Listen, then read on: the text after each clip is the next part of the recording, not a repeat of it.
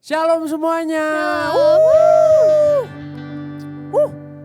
Teman-teman, saya senang sekali kita boleh beribadah kembali di hari yang sama, tapi dengan spirit yang lebih lagi dan lebih lagi. Amin. Amin. Amin, haleluya. Oke teman-teman, sebelum kita mulai ibadah pada hari ini, aku akan pimpin dalam doa. Mari kita berdoa. Bapa dalam kerajaan surga, kami sungguh bersyukur Bapa, Engkau boleh ada di tempat ini, Kau boleh ada bersama-sama kami untuk memulai ibadah pada hari ini Bapa. Bapa, biarlah Kau yang pimpin Bapa ibadah ini dari awal, pertengahan hingga akhirnya. Dan biarlah seluruh jemaat yang ada di manapun mereka berada boleh menyaksikan ibadah ini dengan sukacita dan mereka juga boleh diubahkan karena ibadah ini Bapa. Terima kasih ya Bapa. Haleluya. Amin. Teman-teman, kita percaya bahwa ketika kita hidup dalam Tuhan, kita boleh berdiam dan setia kepada Tuhan. Amin. Amin. Amin.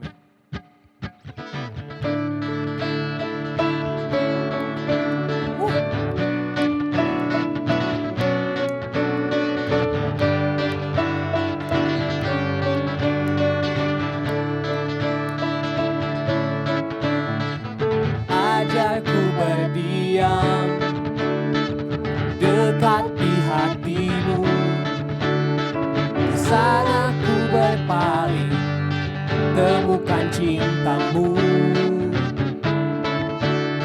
Di sana kau menanti, untuk bawaku lagi, bersekutu dalam damai yang sejati.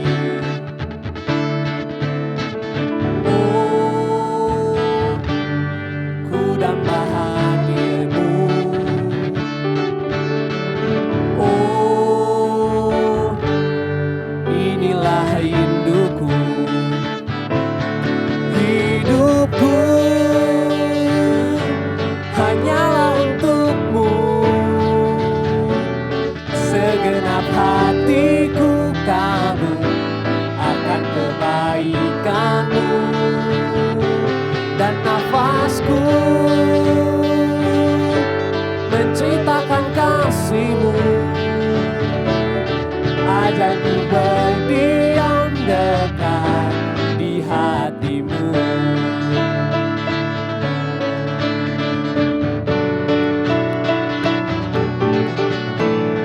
Ajarku berdiam dekat di hati-Mu.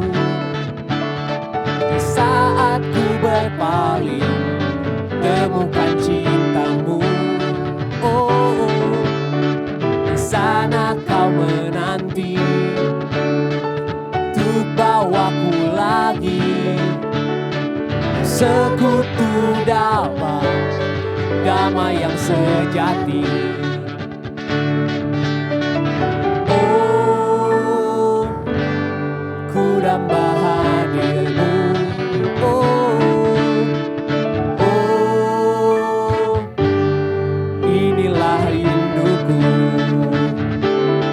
Hidupku hanyalah untukmu, segenap hatiku kagum akan kebaikanmu, dan nafasku menceritakan kasih-Mu. Ajarku berdiam dekat di hati-Mu. Hidupku hanyalah untukmu, segenap hatiku kagum akan kebaikanmu, dan nafasku menceritakan kasih-Mu. Ajarku berdiam dekat di hati-Mu. Ajarku berdiam dekat di hati-Mu. Oh, ajarku berdiam dekat di hati-Mu. Haleluya. Haleluya.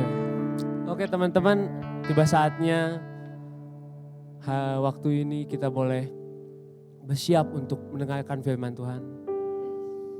Teman-teman, aku cuma pengen katakan bahwa kuasa salib Tuhan tuh nyata, teman-teman. Kita nggak bisa anggap sepele dan kita harus tetap berpegang teguh hanya kepada Tuhan. Haleluya. Oh, haleluya.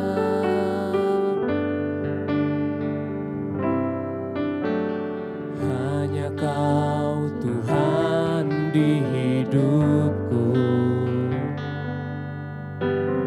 Kau berikan hidup yang baru.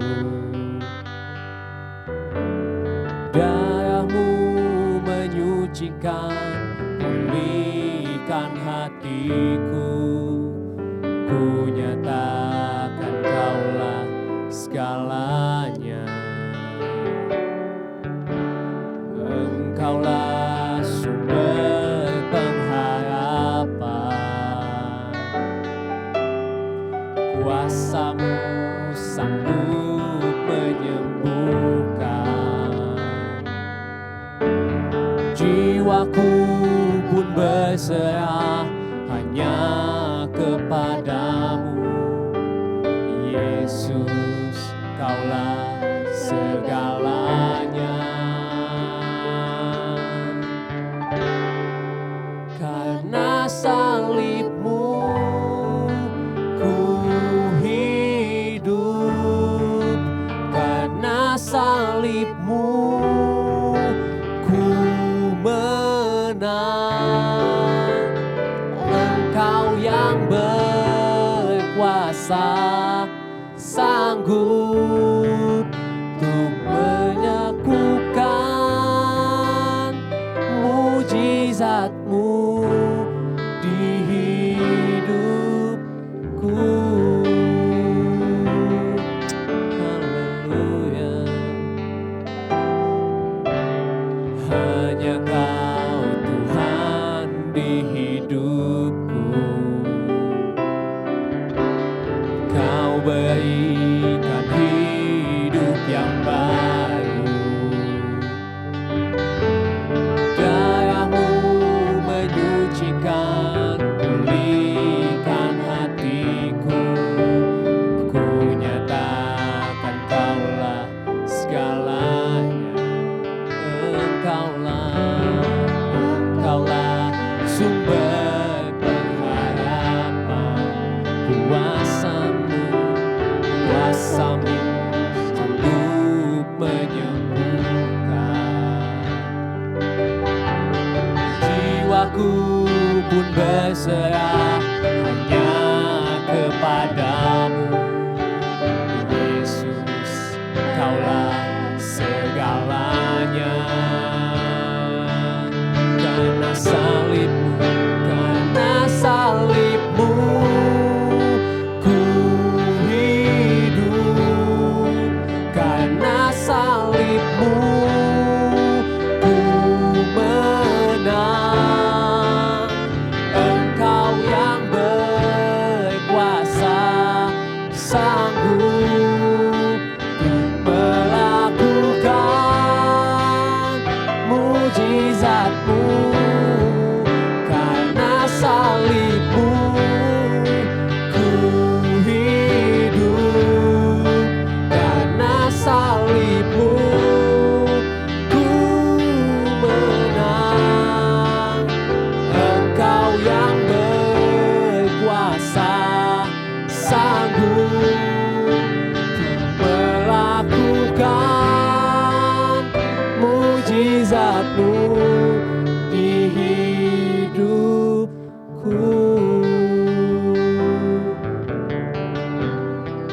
Haleluya, haleluya. Semua kemuliaan hanya karena salib-Mu Bapa. Ku sanjung nama-Mu Bapa, kekal selamanya. Hanya di surga kami, ku meninggikan nama-Mu Bapa. Haleluya.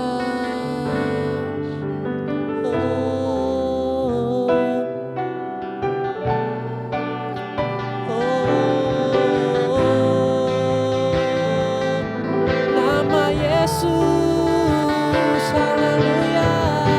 Mari kita sama-sama menyembah Dia. Haleluya.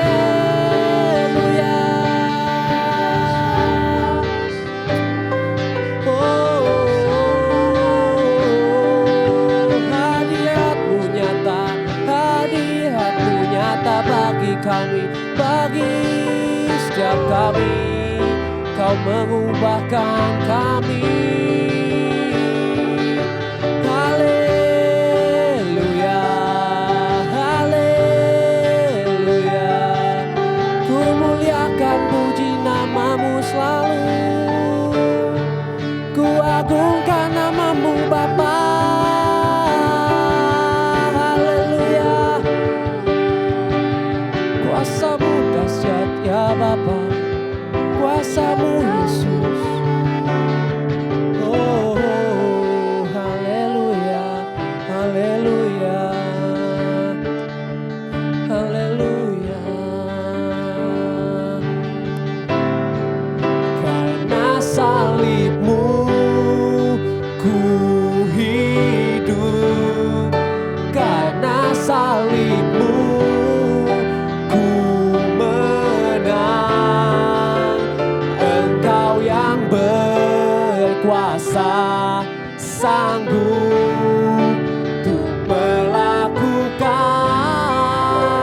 mujizat-Mu.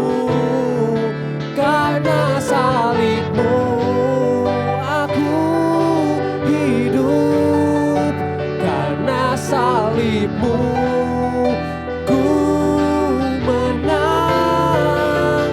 Engkau yang berkuasa, sanggup untuk melakukan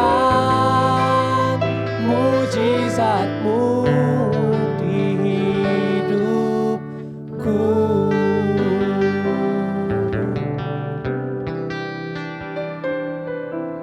Haleluya. Kasih ya Bapa. Thank you Lord. Thank you Jesus.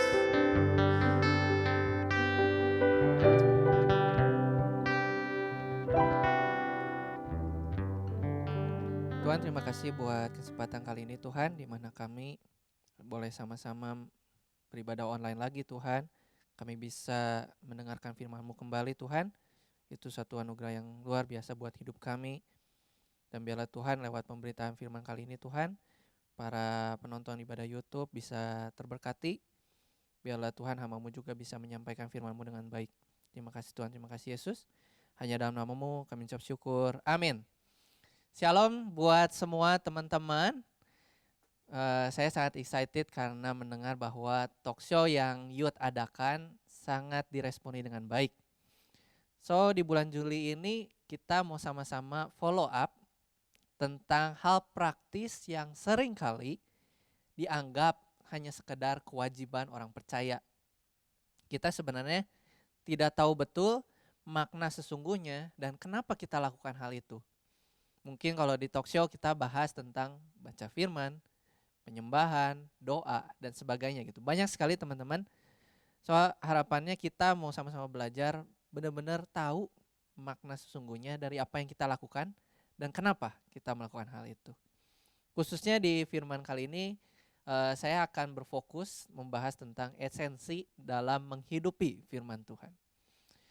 So untuk memulai perenungan kita, mari kita sama-sama buka di 2 Timotius 4 ayatnya yang ketiga sampai keempat. 2 Timotius 4 ayatnya yang ketiga sampai keempat. Karena akan datang waktunya orang tidak dapat lagi menerima ajaran sehat, tetapi mereka akan mengumpulkan guru-guru menurut kehendaknya untuk memuaskan keinginan telinganya. Ayat keempat, mereka akan memalingkan telinganya dari kebenaran dan membukanya bagi dongeng. Teman-teman, sangat ngeri sekali waktu Paulus coba mengingatkan Timotius tentang pendengar di masa yang akan datang. Dicatat tadi yang kita udah baca, akan ada waktunya di mana orang udah tidak lagi mau mendengarkan ajaran yang benar. Kita maunya cuma dengar yang kita pengen dengar aja. Kita cuma mau dengar semua yang baik-baik aja. Siapa sih yang gak suka mendengar hal-hal baik? Nah masalahnya teman-teman, pada saat itu Timotius pun di tengah para pendengar yang sudah tidak mau lagi dengar dengan ajaran yang sehat, teman-teman. Mereka juga sudah cenderung ingin dengar semua hal yang baik, semua hal yang memuaskan keinginan hati mereka. Tidak hanya itu, sejak zaman dulu Yesaya, Yeremia, dan Elia pun mengalami hal yang sama. So teman-teman, kondisi yang dialami mereka sebenarnya sudah terjadi dari dulu sampai sekarang. Seberapa banyak dari kita yang ketika kita punya masalah baru cari Tuhan. Kita menganggap bahwa Tuhan itu hanya sekedar penolong dalam kesesakan, titik. Ketika kita sudah bahagia, ketika kita sudah sehat, kita tidak lagi cari Tuhan. Khususnya ketika kita buka Alkitab pun, kita mencari ayat-ayat yang hanya menguatkan kita saja.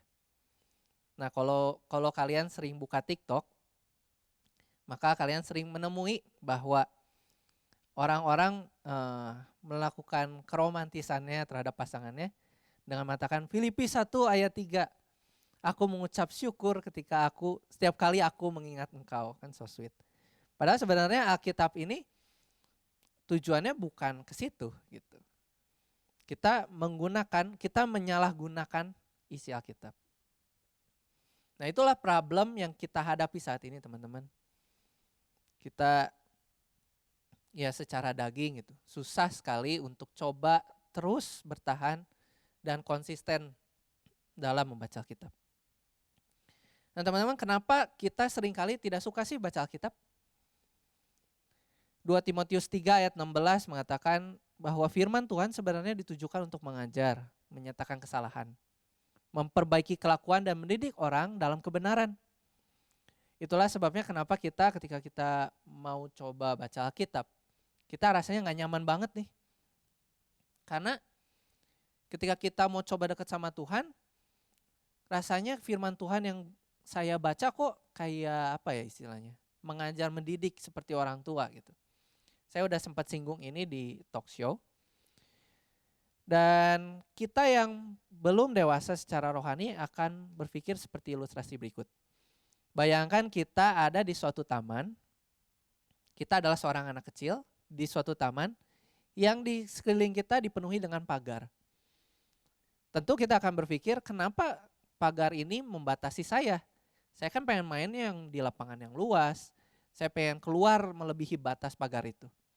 Padahal sebenarnya orang tua kita pasang pagar itu supaya melindungi kita, iya gak teman-teman? Tapi kita menganggap bahwa pagar itu justru membatasi saya. Itulah kenapa kita ketika baca Alkitab, kita berpikir bahwa ini membatasi saya dalam bertindak, ini membatasi saya dalam hidup. Padahal sebenarnya ketika kita paham lebih jauh, sebenarnya Tuhan bikin firman itu untuk menjagai kita dari setiap hal-hal yang bahkan kita mungkin tidak sadari. Tuhan bilang bahwa lawan kita, musuh kita sebenarnya adalah roh-roh di udara yang kita gak bisa lihat teman-teman. Nah memang sangat sulit sekali kita untuk tetap konsisten ketika kita tidak tahu ancaman yang kita sebenarnya hadapi. Dan harapannya ketika kita sudah dengar firman ini, kita benar-benar terus hidup dengan penuh kesadaran teman-teman. Bahwa yang kita lawan itu sangat berbahaya. Seringkali tantangan yang diberikan si iblis itu bukan dosa-dosa yang begitu besar. Seperti narkoba, pornografi, atau mungkin minuman keras. Tapi iblis pun berfokus dengan hal-hal yang sebenarnya kita anggap simpel teman-teman. Enggak baca Alkitab sering, jarang doa, jarang penyembahan. Sebenarnya kalau kita pikirkan itu sebenarnya hal yang sepele banget dibandingkan dengan hal-hal yang pertama saya sebutkan. Tapi justru iblis rasanya sering banget untuk nyerang hal-hal ini di masa yang sekarang. Jangan sampai ketika kita lengah terlalu lama, lama-lama kita akhirnya baru sadar terlambat. Ketika kita udah kering, ketika kita udah tidak dekat sama Tuhan, kita baru sadar nih kita sebenarnya butuh Tuhan gitu. Pendeta Stephen Tong pernah bilang kalau bisa selamat, kenapa harus binasa teman-teman? Jangan sampai kita baru rajin melakukan dalam kasus ini membaca firman, merenungkan firman, ketika kita udah merasa kita terpuruk. Kita jangan sampai sadar itu terlambat teman-teman. Dan apalagi masalahnya adalah ketika kita coba untuk bangkit, kita sering kali bikin alasan, jatuh sedikit gak apa-apa lah, kan namanya proses, ya enggak? Justru kita ketika kita bangkit, kita harusnya lari secepat mungkin teman-teman.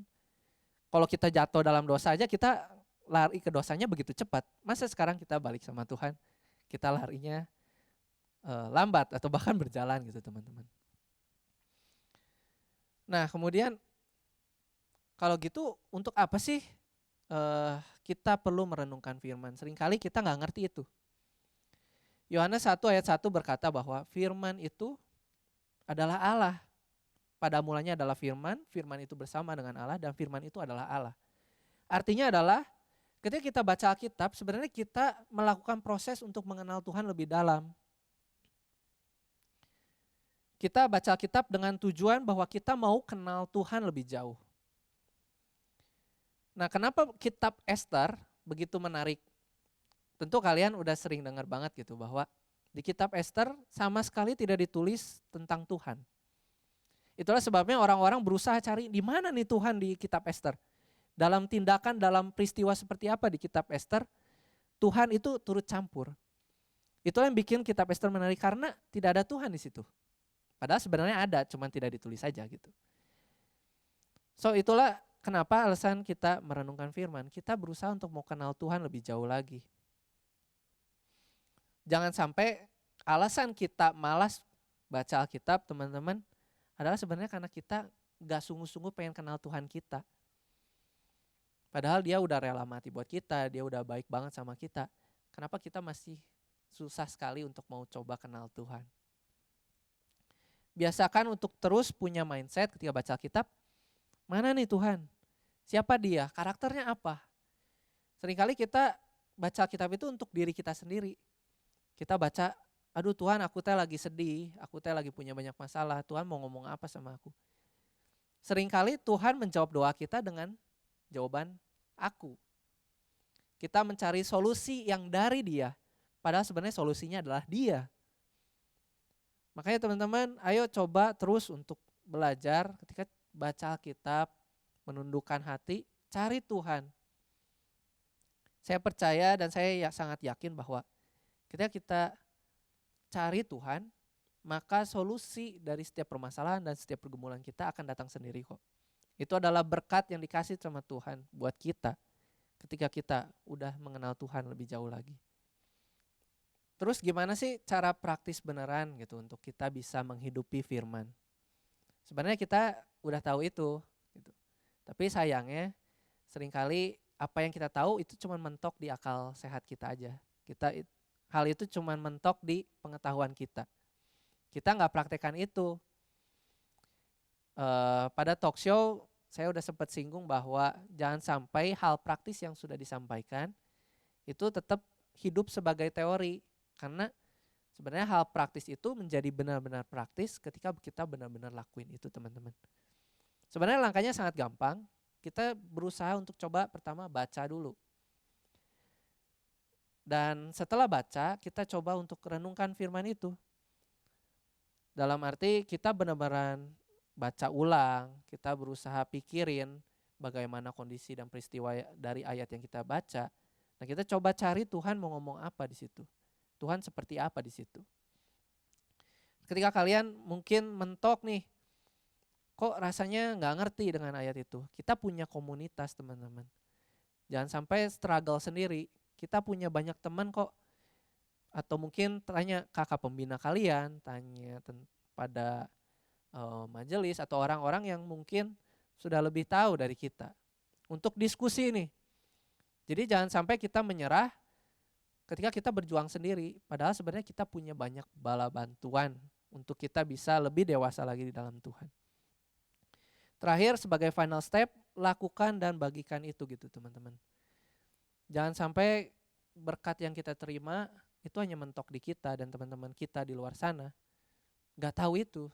Paulus menulis bahwa bagaimana orang lain bisa mendengar firman, bisa mendengar kabar baik kalau tidak ada yang mau menginjili, tidak ada yang mau memberitakan firman itu. Dalam konteks kita sekarang gak harus kok menyampaikan firman itu dengan menyampaikan ayat atau mungkin mengkhotbahi dia gitu. Tapi bisa lewat hidup kita gitu. Firman itu yang kita hidupi dan kemungkinan kita praktekkan dalam kehidupan teman-teman. So, that's it. Saya berharap apa yang kita pelajari saat ini benar-benar melekat dalam hati kita. Di mana kita tahu betul pertama bahwa tujuan kita merenungkan firman adalah untuk proses kita mengenal Tuhan lebih jauh. Dan jangan sampai kita terjebak dengan kendala kita dalam membaca Alkitab, di mana kita seringkali merasa diri kita dihakimi teman-teman. Padahal sebenarnya maksud Tuhan adalah baik. Dan terakhir, pastikan bahwa teman-teman adalah pendengar yang baik, di mana kalian berusaha untuk coba membuka telinga, bukan sekedar pada firman-firman yang menyukakan hati kita, tapi juga yang mengajar kita, yang menumbuhkan iman kita dan pengetahuan kita di dalam Tuhan. Mari kita berdoa. Tuhan, terima kasih buat firman yang Engkau sampaikan buat setiap kami. Kami mau belajar Tuhan, di mana kami mau tunduk Tuhan dalam membaca firman-Mu Tuhan. Kami mau Tuhan menjadi pribadi yang benar-benar sungguh mencari Engkau lewat setiap pemberitaan firman, lewat setiap perenungan firman kami Tuhan. Kami gak mau menjadi pribadi yang terus berteriak Tuhan, Tuhan, tapi sebenarnya kami gak kenal Tuhan itu siapa. Kami rindu Tuhan, kami tahu betul esensi dari apa yang kami lakukan dan kenapa kami melakukan hal itu. Pimpin setiap kami Tuhan dalam proses kami mengenal Engkau. Bukakan hikmat-Mu, bukakan pikiran kami Tuhan, sehingga kami boleh mengenal Engkau, kami boleh memahami apa yang Engkau sampaikan dengan baik. Terima kasih Tuhan, terima kasih Yesus. Hanya dalam nama-Mu kami ucap syukur, amin. Tuhan memberkati.